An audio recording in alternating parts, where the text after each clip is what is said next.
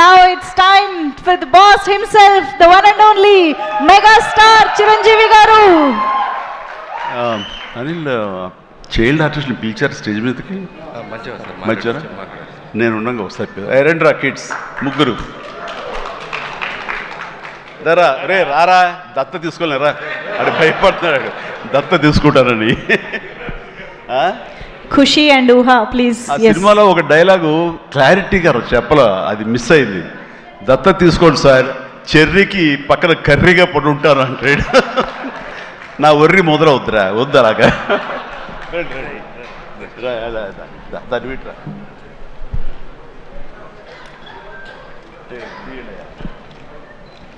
Well done నాన్న, చాలా బాగా చేశారు రా, ఎక్సలెంట్ నాన్న, ఓకేరా రైట్ నాన్న, వెరీ గుడ్. రైట్ అండి, అందరికీ నమస్కారం. ఎక్కడెక్కడి నుంచో వచ్చారు అండ్ మీ ఆనందంలో ఆ సక్సెస్ ప్రత్యక్షంగా చూస్తున్నాను. మొట్టమొదటగా ఇంత పెద్ద సక్సెస్ ఇచ్చి గత వైభవాన్ని మళ్ళీ పునరావృతం చేసినటువంటి, మాకు ఇంత ఆనందాన్ని పంచించేటువంటి తెలుగు ప్రేక్షకులు ఈ యావత్ ప్రపంచంలో ఎక్కడ ఉన్నా సరే వారందరికీ మనస్ఫూర్తిగా శిరస్సు వంచి నేను నా ధన్యవాదాలు తెలియజేస్తున్నాను. రిలీజ్ అయిన 4వ రోజో 3వ రోజో సరే ఇంట్లో నేను మామూలుగా క్యాజువల్ డ్రెస్ తోటి ఏదో టీవీలు చూస్తూ కూర్చుంటున్నాను. సక్సెస్ ఎంత అవుతుంది ఏంటని న్యూస్ వస్తుంది, ఆనందమే. చాలా హుషారుగా సుష్మిత లోపలికి వచ్చేసి, డాడీ వింటున్నావు కదా ఎంత బాగుందో అని అంటే, ఏసమ్మా ఏం డల్గా ఉన్నావేంటి, నీకు అఫ్కోర్స్ నీకు సక్సెస్ మామూలే కదా, 47 ఏళ్ళ బట్టి అనుభవిస్తున్నావు కాబట్టి పెద్ద కొత్త ఏం కాదు, కానీ మాకు మాత్రం చాలా ఎక్సైటింగ్ ఉందంటే, మరమ్మ కూర్చో, నువ్వు చిన్నప్పటి నుంచి అన్నం తింటున్నావు కదా అని అన్నం ఇవాళ తినమంటే బోరు కొట్టుతుంది, నేను తినంటావా? అది అమ్మ వండిందైనా, ఆ తర్వాత భార్య వండిందైనా, ఆ తర్వాత బిడ్డలు మీరు వండిందైనా, ఏదైనా సరే మన అన్నం మన కూరలు జీవితంలో ఎప్పుడు బోరు కొట్టదమ్మా. మళ్ళీ నెక్స్ట్ డే మార్నింగ్ దానికోసం అరువులు చూస్తుంటాం, ఆకలి అవుతుంది, ఎప్పుడు అన్నం పెడతారా అని ఉంటారు. కాబట్టి అమ్మ అన్నం ఎప్పుడు బోరు కొట్టవమ్మా. అలాంటిది ఆ సక్సెస్ అన్నది కూడా అలాంటిదే నాకు. ఎందుకంటే అది సీనియారిటీతోటో లేకపోతే సీజన్ అయిపోవడంతోటో అండ్ మెచ్యూరిటీ రావడంతో ఏదో ఒక్కొక్కళ్ళు ఒక్కొక్కలాగా స్పందిస్తాం తప్ప, దీని లోపల మీరందరూ ఎంత ఎగ్జిబిట్ చేసుకుంటున్నారో, ఎంత బయటికి అందరూ చెప్పుకుంటున్నారో, అండ్ విజయోత్సవంగా మీరందరూ సాహు అనిల్ ఇలా తిరిగి మీరందరూ ఇది ఆస్వాదిస్తున్నారో, అంతకంతా నేను మనసులో ఆస్వాదిస్తుంటాను. మా ఒకసారి అనిపిస్తుంటే అంత అదృష్టవంతులు వీళ్ళు వెళ్ళిపోయి అందరితో ఇంటరాక్ట్ అవుతూ ఈ సక్సెస్ని ఇలాగ అందంగా మన అందిపుచ్చుకొని తిరిగి ఆస్వాదిస్తున్నారు. ఆ అవకాశం నాకు లేదు కదా అంటే ఎంతో బాధపడుతుంటే, అది ఆ బాధ మౌనం కనిపించిందో కానీ ఇంకోటి కాదు.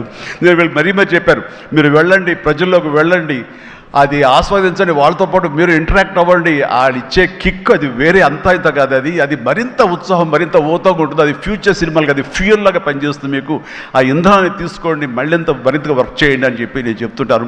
అందరూ వెళ్ళే ముందు నాకు చెప్పాడు వెళ్తానని, గో హెడ్ అన్న. వినాయకుడు అట్లాగే తన ఠాగూర్ సినిమా తర్వాత, అన్నయ్య ఏంటన్నయ్య ఏం ఆనందంగా ఉందన్నయ్య, వాళ్ళు ఒళ్ళు నలిపేసేసారన్నయ్య, పిసికిసారన్నయ్య, మసాజ్ చేశారన్నయ్య, ఆ చేస్తుంటే ఆనందం పెరిగిపోతుంది అన్నాడు. నిజం, అలాంటివన్నీ నేను అనుభవించాను. అది నిజంగా అవసరం. ఈ రోజున అలాంటి ఉత్సాహం చాలా సంవత్సరాల తర్వాత మళ్ళీ ఆ స్టేజ్ మీద ఎప్పుడో 2-3 దశాబ్దాల ముందు ఇలా ఇచ్చిపుచ్చుకోవటాలు, షీల్డ్స్ ఇచ్చిపుచ్చుకోవటాలు అనేవి మనం ఎప్పుడు చూడలేదు. అలా ఎగ్జిబిటర్స్కి, బయ్యర్స్కి, డిస్ట్రిబ్యూటర్స్కి ఇలా మా చేతుల మీదుగా స్టేజ్ మీద ఈ రకమైన కళకళలాడుతూ జరుగుతుంటే కనుక, వా గత వైభవాన్ని మళ్ళీ వింటేజ్ చిరంజీవినే కాదు, వింటేజ్ ఫంక్షన్ సెలబ్రేషన్ కూడా తీసుకొచ్చిన ఘనత అనిల్ రావుపూడిది. So thank you so much. నాకైతే అది నాస్టాలజీ. అలాగే కొంచెం ఓపిక్గా ప్రతి ఒక్కళ్ళని ఆనందపరిచేలాగా షీల్డ్స్ ఇచ్చిపుచ్చుకోవటం, ఆ షీల్డ్స్ ఇంటికి వెళ్ళిన తర్వాత అక్కడ అలమారలో పెట్టుకుంటే అది చూసినప్పుడల్లా ఎన్నో స్మృతులు గుర్తుకు వస్తుంటాయి. అలాంటిది మళ్ళీ తిరిగి ఇలాగ రావటం, ఆ ఆనందాన్ని అందివ్వటం చాలా చాలా సంతోషం. అండ్ ఇందాక రాఘవేంద్ర వెళ్ళిపోయారు, ఆయన ఉండగా మాట్లాడేసింది. అనిల్ని చూస్తుంటే వర్కింగ్ స్టైల్ కానీ, ఆర్టిస్ట్ తోటి ఇంటరాక్ట్ అవ్వటం కానీ, వాళ్ళని మంచి గుడ్ హ్యూమర్లో పెట్టడం కానీ, ఇవన్నీ చూస్తుంటే నాకు 100% రాఘవేంద్ర గారే గుర్తుకొచ్చేవాళ్ళ. అండ్ ఇందాక ఆయన చెప్పినట్లుగా నాకు రాఘవేంద్రరావు గారే అనిల్ రావుపూడిని పరిచయం చేశారు. బాబాయ్ వెరీ గుడ్ డాన్సర్ చేస్తారు, నువ్వంటే చాలా ఇష్టం, నీ ఇలాగ దించేస్తాడని చెప్తుంటే కనుక అవునంటే అక్కడే ఉత్సాహం 2-3 స్టెప్స్ కూడా వేసాడు ఆ పార్టీలో. ఎప్పటిగా నువ్వు ఇతనితో సినిమా చేయాలి బాబాయ్, నీ కామెడీ టచ్కి ఇతను కామెడీ కన్సీవ్ చేసే కథలకి వాటికి భలే ఉంటుంది, ఆ రిజల్టే వేరు అన్నారు మహానుభావుడు, ఆ మాట అన్నారు. అప్పుడు అందాక అన్నారు కదా, విత్తనం నాటిన అది మా వటవృక్షం అయ్యేంత సక్సెస్ వస్తుందని ఊహించదు అన్నారు. ఆయన మంచి మనసుతోటి పాజిటివ్ దీంతో నోట్తోటి ఆ మాట ఆయన అన్నారు. అది ఈరోజు మేము అందరం చవి చూస్తున్నాం. So thank you so much Raghavendra Rao గారు. అట్లాగే ఇంకొక పాజిటివ్ మనిషి, ఎప్పుడు ఇతని సక్సెస్ని హర్షించే మనిషి, సక్సెస్ కోరుకునే మనిషి. అలాగే నేనంటే ఒక అన్నయ్యలా ప్రేమ చూపించే వివి వినాయక్ కూడా ఈరోజు వచ్చాడు. అతను కూడా నాతో 2 సినిమాలు చేశాడు. చేసినప్పుడల్లా అతను మన షూటింగ్స్లో ఎంత ఉత్సాహంగా ఉంటాడో, ఎంత ఉత్సాహం మమ్మల్ని పరుస్తుంటాడో అదే రకంగా అనిల్ రావిపూడి కూడాను మాస్కి సంబంధించి అంత గ్రిప్పు, అంత పట్టు ఉన్న మనిషి. అండ్ రాఘవేంద్రరావు గారు ఎప్పుడు ఆర్టిస్టులు చాలా గుడ్ హ్యూమర్లో ఉంచుతారు, సరదాగా ఉంచుతారు. అండ్ మళ్ళీ ఈ రాఘవేంద్ర గారి సినిమా ఎప్పుడు ఎలా ఉంటుంది అనే విధంగా ఉంటుంది. ఆ రకంగా ఈ సినిమాలో ఆర్టిస్టులతో ఉండటం సరదాగా ఉండటం కానీ, అండ్ అరమరికి లేక ఉండటం కానీ, షూటింగ్ గ్యాప్లో తన జోకులతోటి వాళ్ళు నవ్వించడం కానీ, అంటే ప్రతిరోజు షూటింగ్ వెళ్ళే ముందు నాకు ఈ మధ్య సంవత్సరాల్లో 2 షూటింగ్స్ చాలా ఉత్సాహంగా వెళ్ళేవాడిని. ఒకటి 150 వినయ్ ఉన్నాడు, అతను షూటింగ్ చేయటం. ఆ తర్వాత అంతే ఉత్సాహంతో నేను వాల్టేర్ వేరేకి వెళ్ళినప్పుడు బాబీ సినిమా కూడా అతను అంత గుడ్ హ్యూమర్లో ఉంచుతాడు, సరదాగా ఉంటుంది, వాళ్ళతో పని చేయడం అనేది ఒక పిక్నిక్ లాగా అంత ఎంజాయ్ చేసింది నేను ఈ సినిమాకి. మనశంకర వరప్రసాద్కి ప్రతిరోజు షూటింగ్ వెళ్తుంటే మధ్యలో ఎక్కడ రోజు షూటింగ్ లేకపోతే ఇంట్లో మామూలుగా కూర్చుంటాం, అదేదో డల్గా ఉంటాం అని కాదు కానీ స్తబ్దతగా ఉంటాం. అండ్ అబ్బా మీరు షూటింగ్ వెళ్తేనే హుషారుగా ఉంటారు, ఇంట్లో ఉంటే ఏదోలా ఉంటుంది, ఏ షూటింగ్ లేదో త్వరగా పెట్టమని చెప్పండి అనిల్ని అన్ని సురేఖ అంటుంటే నేను నిజంగా అంటుంది.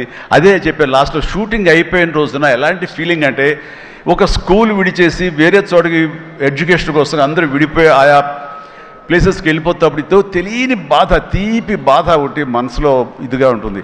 అలాంటిదే నేను గురయ్యాను ఈ సినిమాకి. అందులో లాస్ట్ డే ఎమోషన్ అయ్యి కూడా అందరిని పిలిచి దగ్గరికి తీసుకుని వాళ్ళకి నా కృతజ్ఞత చెప్పుకున్నాను. ఒక వండర్ఫుల్ ఎక్స్పీరియన్స్ ఈ సినిమా నేను చేయడం. అలాంటి ఎక్స్పీరియన్స్ ఇచ్చినటువంటి అనిల్ రావుపూడి రైటింగ్ టీమ్కి, అనిల్ రావుపూడి అసిస్టెంట్లకి, ఏడీలకి, అసోసియేట్స్, అలాగే మన సమీర్ రెడ్డి కెమెరా వాళ్ళ అసిస్టెంట్లు అందరూ ఒక కుటుంబంలాగా కలిసిపోయాం. దానికి తోడు ఇంకా సాహు గారి వైఫ్ ఎవరైతే దీన్ని సమర్పించారో అర్చన గారు కానీ వీళ్ళందరూ ఇంట్లో బిడ్డలాగా, మా సుష్మితో పాటు ఆ అమ్మాయి కలిసిపోయేలాగా వీళ్ళందరూ చాలా ఇది కలిపి ఒక ఫ్యామిలీ లాంటి ఫీలింగ్ వచ్చింది. నేను ఎప్పుడు ఒకటి నమ్ముతాను, నాకు కానీ రాఘవేంద్ర గారు కానీ, నాకు కానీ కేఎస్ రామారావు కానీ, ఇలా చాలామందితోటి ఫ్యామిలీ అన్న ఫీలింగ్ వచ్చి డైరెక్టర్లకి, ఆర్టిస్టులకి, నిర్మాతకి ఒక మంచి గుడ్ రిలేషన్ ఉండి, గుడ్ ఎమోషన్ కనుక సినిమా ప్రాసెస్ అప్పుడు జరుగుతున్నప్పుడు ఉంటే కనుక దాని రిజల్ట్, దాని ఇంపాక్ట్ ఖచ్చితంగా సినిమా మీద ఉంటుంది. అది నేను అనుభవిస్తూ నా స్వయం అనుభూతో ఉన్నాను. అలాగే ఇందాక నేను చెప్పినవి కూడాను అన్ని సక్సెస్ఫుల్ సినిమాలే.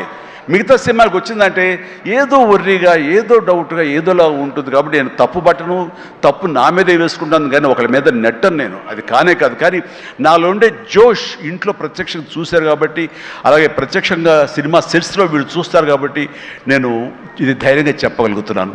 అందుకని ఏ సినిమా అయినా సరే కష్టపడే పనిచేస్తాం, ఏ సినిమా అయినా సరే ఇష్టంతోనే పనిచేస్తాం. కానీ కొన్ని సినిమాలు ఎగ్జైట్మెంట్ ఇస్తాయి, కొన్ని సినిమాల రిజల్ట్ అలాగే ఉంటుంది. అలాగే ఈ సినిమా ఇంత రిజల్ట్, ఇంత వెరీ గుడ్ విజయం మాకు లభించినందుకు, మాకు ఇచ్చినందుకు, దాంట్లో మధ్యలో ఒక వారధల్లాగా పనిచేస్తున్నటువంటి బయ్యర్లకి, డిస్ట్రిబ్యూటర్స్కి, ఎగ్జిబిటర్స్కి ఈ కళకళలాడుతూ ఈ సంక్రాంతి ఇంత బాగా ఉందంటే అందులో ప్రధానమైన కారణం ఈ సినిమా. అందుకని ఈ సినిమాకు సంబంధించిన సంబంధం ఉన్న 50 మంది బయ్యర్లకి, వాళ్ళందరికీ కూడా నా హృదయపూర్వక ధన్యవాదాలు, అభినందనలు తెలియజేస్తాను.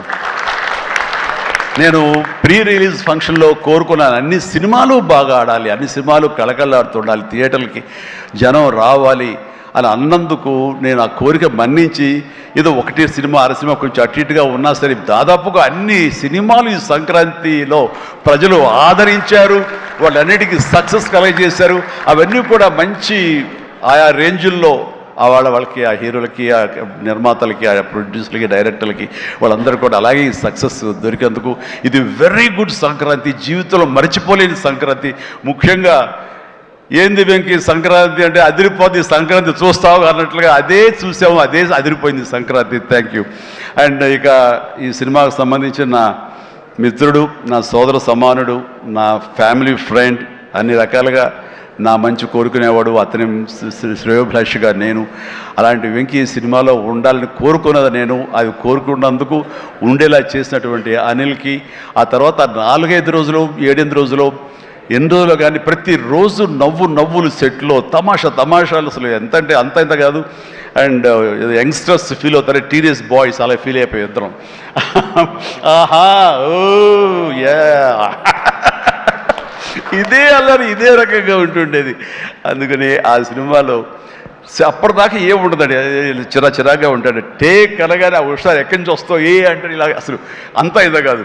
అండ్ నా సాంగ్స్కి అతను డ్యాన్స్ చేయటం, అతని సాంగ్ నేను రిపీట్ చేయటం, ఇలాంటి కాన్సెప్ట్ పెట్టి ఇద్దరి మధ్య బ్యాలెన్స్ చేసి ఎవ్వరికి ఏ అసంతృప్తి లేకుండా చేసి well knitted film with 2 super stars, 2 big stars అన్న కలిసి తన తెలివితేటలను ప్రదర్శించుకున్నాడు అనిల్. రియల్గానే ఇతని డైరెక్షను, ఇతను కన్సీవ్ చేసినటువంటి ఆ సాంగ్, ఆ సీన్స్, ఇవన్నీ కూడాను, అది వెంకీ ఇంట్రో కానీ అవన్నీ చూస్తుంటే ఎంత ప్లాన్ చేశాడు, ఎంత బాగా ఆలోచించాడు అంటే అంత ఇంత కాదు.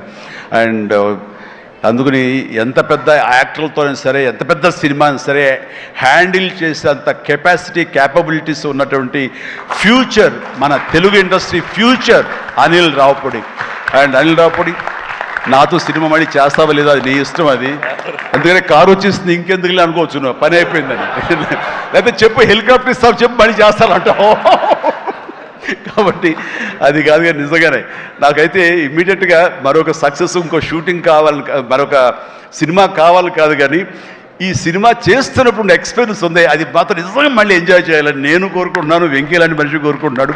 బట్ ఎవరికి వస్తుందో ఛాన్స్, ఎలా వస్తుందో తెలియదు. ఇద్దరికి కలిపి వచ్చి ఫుల్ ఫెడ్జ్ సినిమాలు ఉంటే మాత్రం ఇద్దరిని చాలా చక్కగా బ్యాలెన్స్ చేయగలడు అన్న భరోసా, నమ్మకం ఇప్పుడు ఇండస్ట్రీకి, మాకు అందరికీ ఇచ్చేశాడు. కాబట్టి definitely it has to happen when he only knows, nobody knows. And ఇక సుష్మిత ముందు సాహు గురించి చెప్పాలి.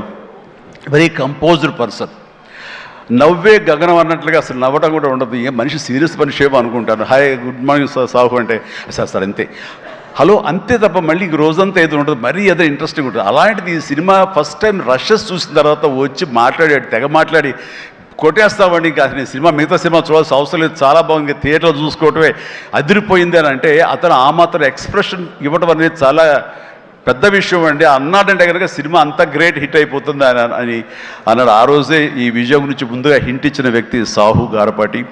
అండ్ తన కంపోజ్డ్ నేచర్ కానివ్వండి, తను చిన్న వయసులోనే తీసిన సినిమాలు తక్కువైనా సరే వాటిని సమర్థవంతంగా వాటిని తెరపైన సెట్స్ పైన నడిపించిన విధానం కానివ్వండి, అటు ఎగ్జిబిట్ చేసిన విధానం కానివ్వండి, అది చాలా చాలా బాగుంది.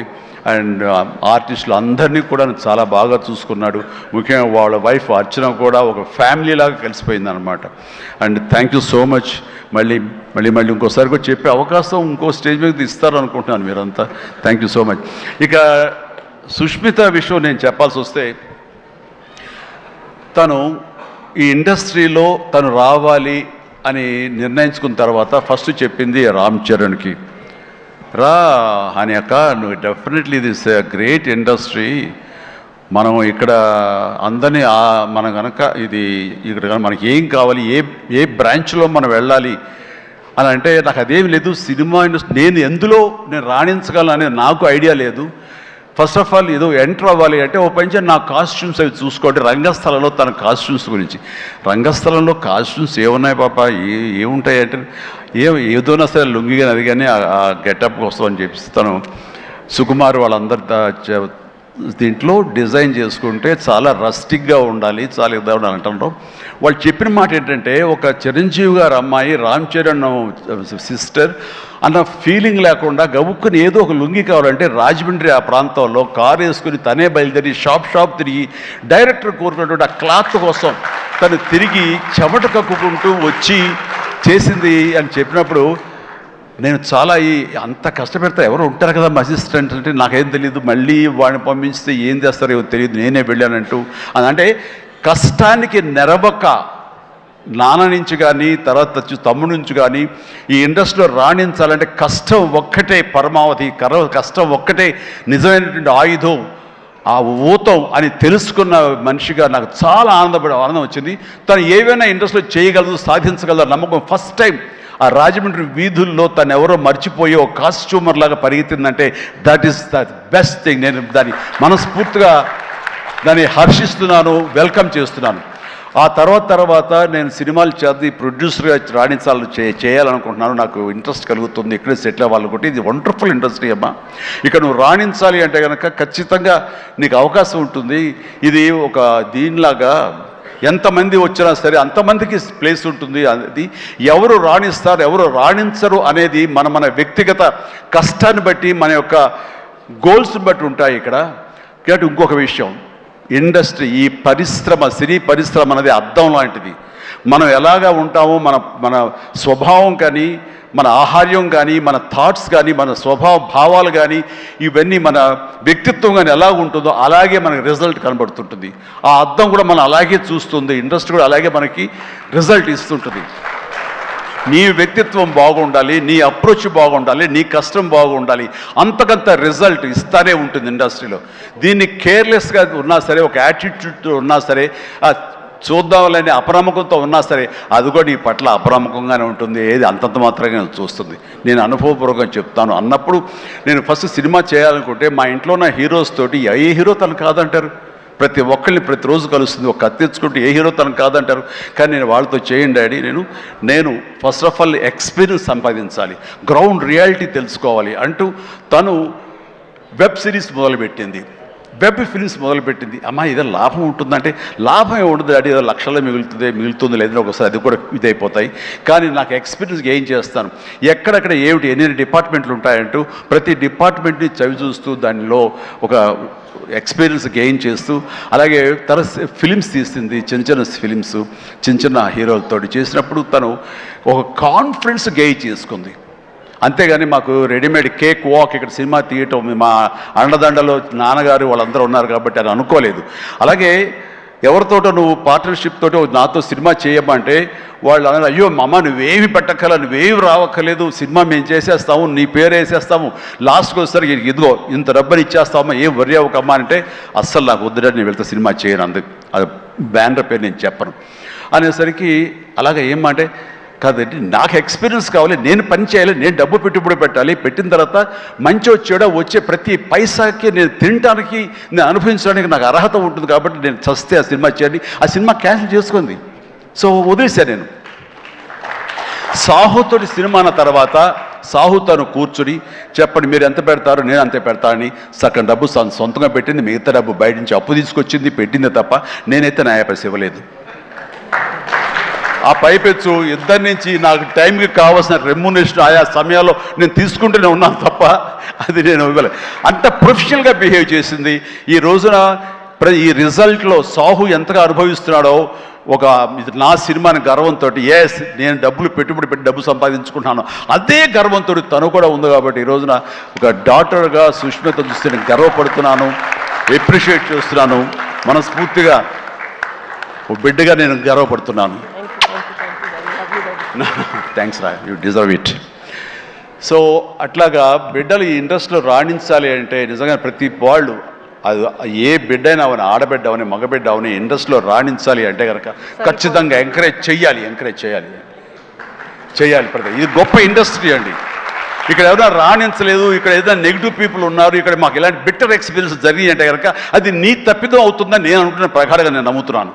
నువ్వు స్ట్రిక్ట్గా ఉండి సీరియస్గా ఉంటే కనుక ఏ ఒక్కటి అడ్వాంటేజ్ తీసుకోవడానికి ప్రయత్నించారు, ఎలాంటి ఏదంటే క్యాస్ట్ కావచ్చు అలాంటివి ఏమి ఉండవండి. నీ బిహేవియర్ బట్టి ఉంటుంది. మీకుండే అభద్రతా భావంతో ఏమో అలాగేలా ఉండాలేమో అని ఉండకూడదు. ఎస్ నువ్వు ప్రొఫెషనల్గా ఉండు, అవతల కూడా ప్రొఫెషనల్గా ఉంటారు. ఈ ఇండస్ట్రీ అనేది ఒక అద్దం లాంటిది. నువ్వేమి ఇస్తావు తిరిగి నీకు అదే వస్తుంది. కాబట్టి ప్రతి ఒక్కరికి ధైర్యంగా పరిశ్రమకు రావాలి అనుకుంటే కనుక కృత నిశ్చయంతో, దృఢ సంకల్పంతో, హార్డ్ వర్క్ని ఆసరాగా తీసుకుని రండి. ఇది గొప్ప ఇండస్ట్రీ. మీరు అందరూ రాణిస్తారు, చేస్తారు. అది ఆడబిడ్డలు కానివ్వండి, మగవాళ్ళు కానివ్వండి, ఎవరైనా సరే. సో అది నేను వెల్కమ్ చేస్తున్నాను. దానికి ప్రత్యక్ష సాక్ష్యం సుష్మిత. అలాగే దత్తు గారి పిల్లలు స్వప్న దత్ ఇలాంటి వాళ్ళందరూ కూడా ఎంతోమంది, ఇది ప్రధానంగా ఇంత డిస్ట్రిబ్యూటర్స్ తరపునట్టు మాట్లాడిన సుప్రియ, వీళ్ళందరూ కూడా ఆ స్థాయి వాళ్ళు. అండ్ తర్వాత ఇక లాస్ట్ టైం నేను టెక్నీషియన్స్ గురించి పెద్దగా ఫోకస్ చేసి ప్రస్తావించాను, ఎందుకంటే లాస్ట్లో నాకు మైక్ ఇస్తారు, అది ఒక్కోసారి నాకు శాపం అవుతుంది, అందరి గురించి విస్తృతంగా మాట్లాడలేను. బట్ దీనికి సంబంధించి భాను, కోరియోగ్రాఫర్ భాను, అలాగే విజయ్, మన మీసాల పిల్ల తీసిన విజయ్ కానీ, అలాగే ఈ హుక్ స్టెప్ వేసి ఇప్పుడు సెన్సేషనల్గా అదరగొట్టేటువంటి ఆడ సందీప్, భాను సందీప్ అండ్ సందీప్ వైఫ్ జ్యోతి, వీళ్ళందరూ ఇది ఒక గొప్ప అవకాశం మాకు, మమ్మల్ని మేము ఎగ్జిబిట్ చేసుకోవడానికి, మమ్మల్ని మేము చూపించుకోవడానికి ఇది గొప్ప వేదిక. ఒకప్పుడు ప్రభుదేవ, తర్వాత లారెన్స్ ఇలాంటి వాళ్ళు ఎంతోమంది నన్ను ఆధార చేసుకుని నన్ను నా మీద కంపోజ్ చేసి వచ్చారు. అండ్ అలాంటి భవిష్యత్తు మీ అందరికీ ఉంటుందని ఇప్పటికే అనుభవిస్తూ ఉంటుంటారు మీరు. ఆ జోష్ ప్లీజ్ అలాగే అనుభవించండి, మంచి ఫ్యూచర్ ఏర్పరచుకోండి. మీకు ఆల్ ద వెరీ బెస్ట్. కూర్చోండి. తర్వాత ఈ సినిమాకి లిరిక్స్ అందించేటువంటి కాసర్ల గారు, అలాగే రామ్ జోగయ్య శాస్త్రి గారు, అనంత శ్రీరామ్ గారు, ఆదిపట్ల గారు, భాస్కర్ పట్ల గారు, వీళ్ళందరూ చాలా చక్కటి లిరిక్స్ ఇచ్చి అన్నీ బాగా చేశారు. అయితే వీళ్ళకి వెనకాల వెన్నెముకలా నిలబడి ఇవి నా ట్యూన్స్ ఇప్పుడు రాసుకోండి అని భరోసాగా ఇచ్చిన బీమ్స్, ఎక్సలెంట్ బీమ్స్. ఎందుకో తెలియదు, ఈవేళ ఉదయం నుంచి మీరు మధ్యాహ్నం నుంచి సారీ ఫంక్షన్ బీన్స్ కొంచెం డల్గా ఉన్నారు, ఏంటి కారణం నాకు తెలియదు. ఏమైనా అప్సెట్ చేశాడా? నెక్స్ట్ పిక్చర్ తీసేద్దాం చెప్పండి, మిమ్మల్ని మీరు ఎంత అంటే అంత. ఎక్సలెంట్ భీమ్స్. అండ్ సినిమా ఆద్యంతం ఇదే చాలా బాగా ఇచ్చావు. నేను ఇదివరకు సాంగ్ వినగానే చెప్పాను, ఇదివరకు విజయవాహిని వాళ్ళ సాంగ్స్ కానీ, మిస్ అమ్మ ఇలాంటి సాంగ్స్ కొన్ని వింటుండగా లిరిక్స్ ఫస్ట్ వినపడేవి, ఆ తర్వాత వెనకాల మ్యూజిక్ వినిపించేది, మ్యూజిక్ డామినేట్ చేసేది కాదు. అండ్ అలాంటి ట్రెండు, అలాంటి ఒరవడి నడుస్తున్న ఈ సందర్భంలో మీరు చక్కటి మ్యూజిక్, ఒక పడవ ప్రయాణం లాంటి మ్యూజిక్ ఇచ్చారు. అందుకనే ఈ రోజున ప్రతి ఒక్క ఫ్యామిలీ కూడా ఆ మీసాల పిల్లకి వాళ్ళు కనెక్ట్ అయిపోయారు, వాళ్ళు అది ఆస్వాదిస్తారు, అలాగే డ్యాన్సెస్ మనకు చూపిస్తారు. మిగతా సాంగ్ కానీ, అలాగే సంక్రాంతి సాంగ్ నా మీద వెంకీ గారి మీద ఆ సాంగ్ కానివ్వండి, ఏదిగా చెప్పండి ప్రతిది. అలాగే ర్యాప్ సాంగ్ మీరు అంత బాగా ఇస్తాను ఎవరు ఊహించలేదు, నేనే ఊహించలేదు అది. ఆ సాంగ్లో అంత బాగా దాన్ని కంపోజ్ చేసిన కుర్రవాడు వీళ్ళందరూ అన్ని చాలా బాగున్నాయి. అండ్ ప్రతి ఒక్కరికి ఈ సందర్భంగా నేను ధన్యవాదాలు తెలియజేస్తాను. మీ అందరి కంట్రిబ్యూషన్ లేకపోతే ఇంత ఇది మేము అనుభవించడం కాదు. అండ్ ఇక ఈ సినిమా 85 డేస్లో ఫినిష్ అయింది అంటే నేను అనుకున్నా, అబ్బా వాట్ ఏ గ్రేట్ క్రెడిట్, అందరు ఇట్లా ఉండాలి అనుకున్నాను. కానీ దాని వెనకాల ప్రధానమైన పాత్ర వహించింది సమీర్ రెడ్డి, డిఓపి. నేను షార్ట్ మధ్య కొంచెం టీయో కాఫీయో ఏదో స్నాక్సో ఏదో తింటూ అలవాటు. షార్ట్ చేశాను, వెరీ గుడ్ అంటే ఇలా కూర్చోబోతుండగా షార్ట్ రెడీ అన్నారు, లెక్కకుండా నేను కూర్చోకుండా లేచిపోయాలి. అంత ఇది ఎగ్జాజరేషన్ కాదు, చేతిలో టీ కప్పు పక్కన పెట్టి వెళ్ళిపోయిన సందర్భాలు ఎన్నో ఉన్నాయి. అండ్ అంత ఫాస్ట్గా చేసే కెమెరామెన్ నేనైతే ఇంతవరకు చూడలేదు. అలాంటి కెమెరామెన్ ఫాస్ట్గా తీయటమే కాదు, అందంగా చూపించడం కానివ్వండి, లొకేషన్స్ బ్యూటిఫుల్గా చక్కగా చెక్కి వాటిని తెర మీద ఎక్కించడం కానీ, ఈ రోజున ఈ సినిమా ఇంత బడ్జెట్ లోపల ఇంత పర్ఫెక్ట్గా అయిందంటే ప్రధానమైన కారణం సమీర్ రెడ్డి. చాలామంది ఇది కంప్లైంట్ కాదు కానీ చాలామంది అవుట్డోర్ యూనిట్ బిల్లు పెంచేస్తున్నారు. పెంచడానికి గల కారణాలు ఏమిటో వాళ్ళకే తెలుసు, వాళ్ళకే వదిలేస్తున్నాను, నాకైతే తెలియదు ఆ విషయంలో. కానీ ఇతను యూనిట్ బిల్లు 2 లైట్లు అటు ఇటు ఉండేది, ఇంకో లైట్ అలా ఉండేది, అంతే 4-5 లైట్లు కనిపించేది. కానీ మరి తెర మీద చూస్తే బ్రహ్మాండంగా ఉంది, అత్యద్భుతంగా ఉంది. అంటే అతను చూసి అందరూ నేర్చుకోండి అన్నాను, ఎవరి క్రాఫ్ట్ ఎవరి చెక్కుడు వాళ్ళది. కానీ ఇతను మాత్రం నాకు బాగా నచ్చాడు. అండ్ ఇతని మన అనిల్ కూడా, వాళ్ళిద్దరికి మంచి సింక్రనైజేషన్ అయ్యింది. అండ్ ఈ సినిమా నేను చెప్పాను మొన్న సభలో, ప్రీ రిలీజ్ సభలో, ఇది ఫస్ట్ ఈ సినిమా సూపర్ హిట్ అయిపోయింది రిలీజ్కి ముందే. ఎందుకంటే బడ్జెట్ వైజ్గా కానీ, డేట్ వైజ్గా కానీ, with in the budget, with in the limited టైంలో కానీ ఈ సినిమా ఫస్ట్ టైం ఇలా అయ్యింది. ఇది మీరు చూసి నేర్చుకొని నేను ఎవరికి సలహాలు ఇవ్వట్లేదు, అలా కాదు, మా ఎక్స్పీరియన్స్ మీకు చెప్తున్నాను అంతే. అండ్ అయ్యింది, అక్కడే సక్సెస్ అయింది, అక్కడే ప్రొడ్యూసర్స్ ప్రాఫిట్ లాభాలు వచ్చేసినాయి అక్కడ. ఆ తర్వాత యావరేజ్గా అయినా సరే అవే లాభాలు ఉండేవో. ఇంత సూపర్ హిట్ అయింది కాబట్టి ఎక్స్ట్రా బాల్స్ కొంత రావచ్చు, అది ఎంతో చెప్పకండి, మళ్ళీ నా రేట్ పెంచేస్తాను. ఇంత అయితే చెప్పలేదండి ఎంత వచ్చిన లాభాలు, చెప్తే నేను అడుగుతానే భయం ఏదో ఉంది వాళ్ళకి, సాహు కానీ సుష్మిత కానీ. సో నాకు ఇంతకీ తెలియదు, ఆ లెక్కలైపులో నేను వెళ్ళన్నది నాకు. అండ్ ఇంకా నా తోటి నటినట్లుగా వస్తే కనుక ఇక్కడే ఉన్నారు హర్ష కానీ, వెళ్ళిపోయి ఉంటాడే, ఉన్నా బాబు నా థ్యాంక్స్.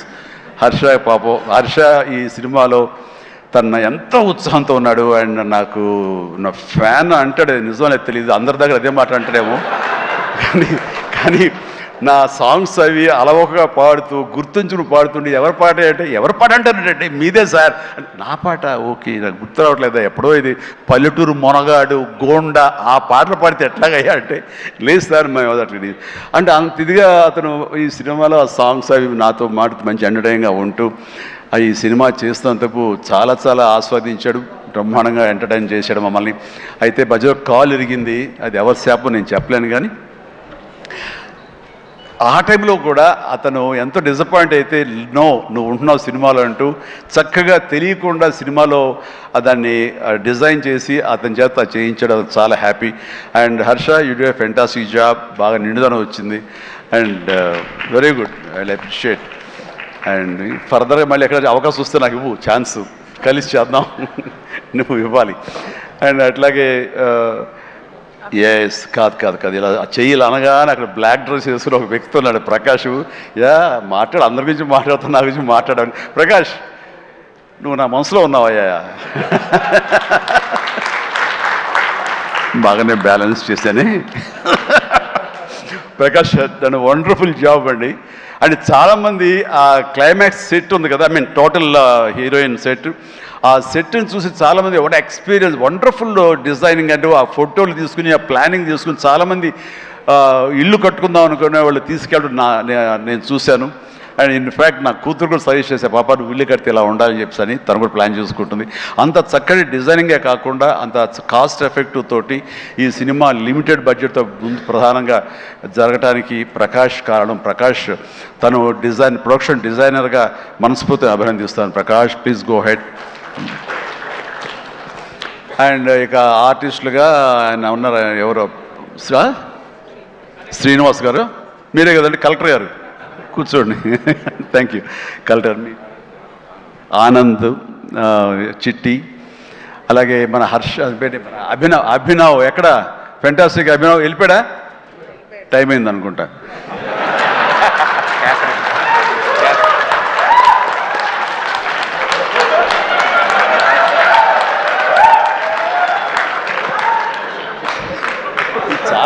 చాలా బాగుందయ్యా.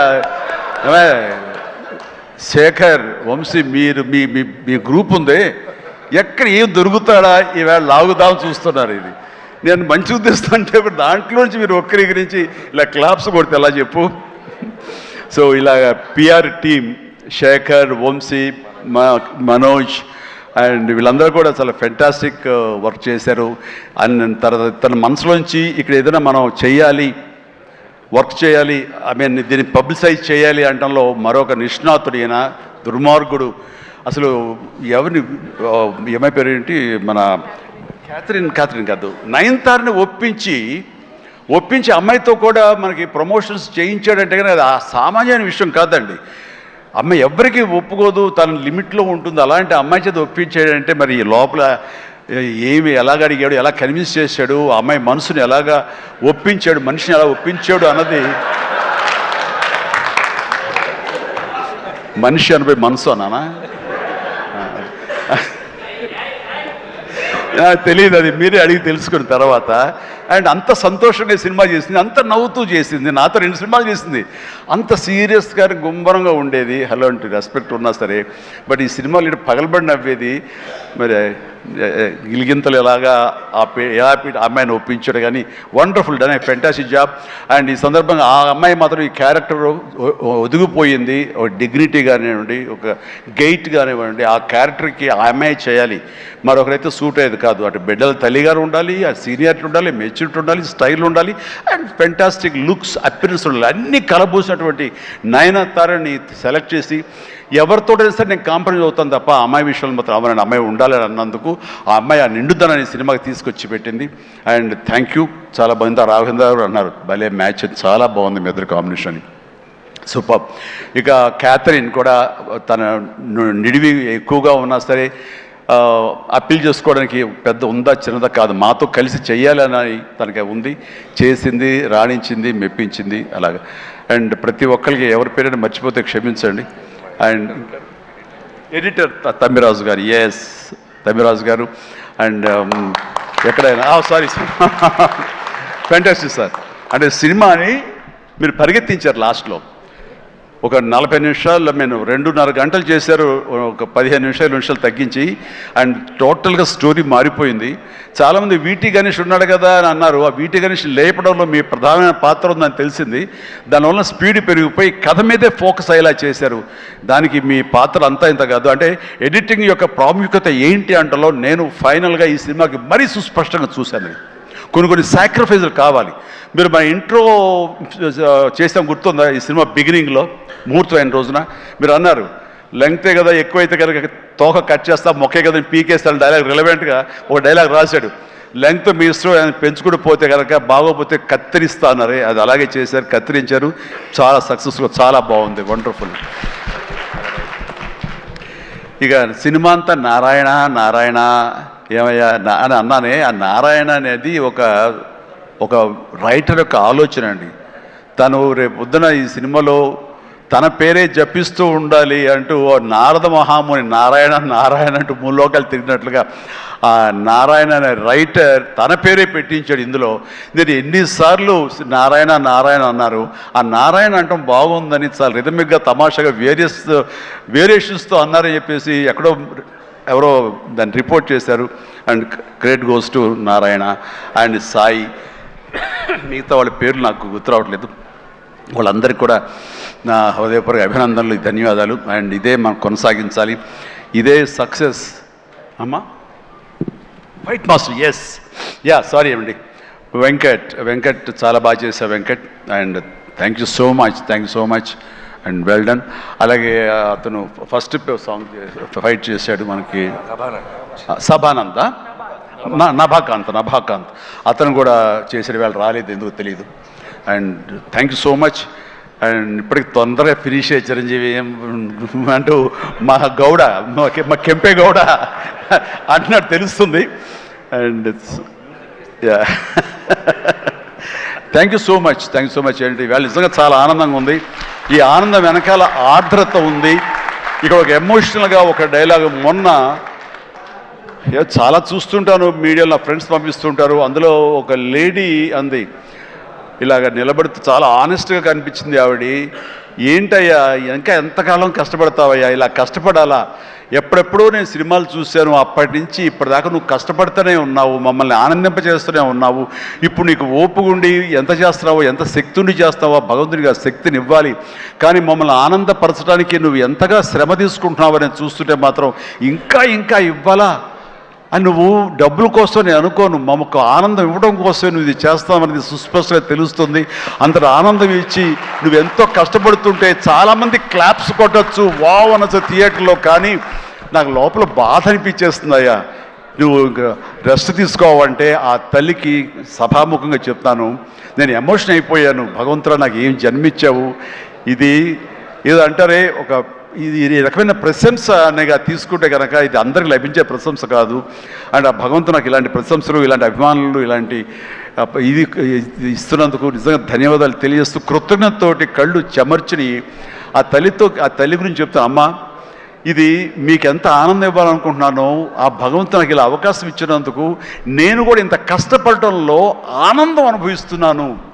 సెట్లో మీరు చూసినప్పుడు అంతటి ఎగ్జైట్మెంట్, అంతటి ఆనందం నేను అనుభవిస్తుంటాను. అది ప్రాక్టికల్గా చూసిన వాళ్ళకి తెలుస్తుంది. కాబట్టి నేను ఏదో కష్టపడిపోతున్నాను, శ్రమిస్తే అనుకోకండి, మీరు అలా అనుకోవద్దు అంటూ సభాముఖంగా నేను అవి చెప్పాల్సి వస్తుంది. I enjoy working with all youngsters. మీకు ఈ శక్తి ఎక్కడి నుంచి వస్తుందంటే కనుక మీ నుంచి వస్తుంది. నన్ను ఆనందపడేవాడు, నన్ను చూసి ఆనందపడేవాడు, నన్ను ప్రశంసించేవాడు, నేను కావాలని కోరుకునేవాడు, నాకు ఇంకా లాంజివిటీ కావాలని కోరుకునేవాడు, చిరంజీవి ఇంకా ఈ ఇండస్ట్రీలో ఇంకా రాణించాలి, ఇంకా ఎంతో మీకు ఆనందాన్ని ఇవ్వాలని కోరుకునే వాళ్ళ కోరిక ఉంది చూసారా, ఆ కోరిక తాలూకా పాజిటివ్ ఎనర్జీని నేను గ్రహిస్తూ నేను అంత ఎనర్జైజ్ అవుతున్నాను, అంత కష్టపడి పనిచేస్తాను. ఈ జన్మ ఉన్నంత వరకు మిమ్మల్ని అలరిస్తూనే ఉంటాను. అందుకని దీనికి తుది లేదు, ఇది కొనసాగింపే తప్ప. Thank you very much. ధన్యవాదాలు అండ్ జై Hind. Thank you sir, thank you very much. ఇంతటి మెమరబుల్ సంక్రాంతిని మా అందరికీ ఇచ్చినందుకు ఈ కాంబినేషన్కి స్పెషల్ థ్యాంక్ యూ. అండ్